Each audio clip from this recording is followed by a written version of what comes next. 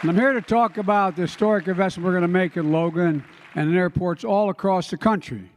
For too long, we've talked about having the best economy in the world. We've talked about asserting American leadership around the world with the best and the safest roads, railroads, ports, airports. But now we're finally doing something about it. We're finally getting it done. We're turning Infrastructure Week from a punchline with my predecessor into an infrastructure decade on our watch. Last year, I signed into law a once-in-a-generation investment in our nation's roads, highways, bridges, railroads, ports, airports, water systems, high-speed internet, etc. It's called the Bipartisan Infrastructure Law. And it's the most significant, this is a fact, most significant investment since President Eisenhower's interstate highway system. Most significant investment. And your members of Congress got it done. And Mitch Landrieu from Louisiana, from Nolens, former mayor, I put him in charge of making sure this investments from this transformative law get to the right places quickly and that they have the right impact. Mitch is the mayor of New Orleans, following in the footsteps of his dad, Moon Landrieu, a great man who just recently passed away. Mitch understands how important this kind of investment is for our cities and our towns across America because he's done it. And it matters here at Logan Airport. In 2019, 42 million people flew through this airport.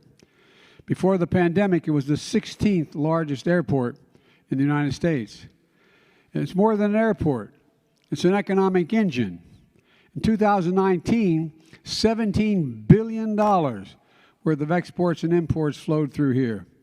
The airport supports 162,000 jobs across the region and hundreds of small businesses. Not to mention the 18,000 people who work right here at Logan.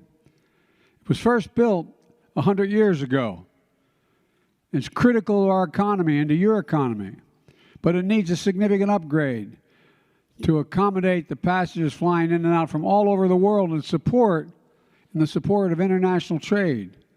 300,000 metric tons of cargo move through this airport annually, most of it shipped internationally.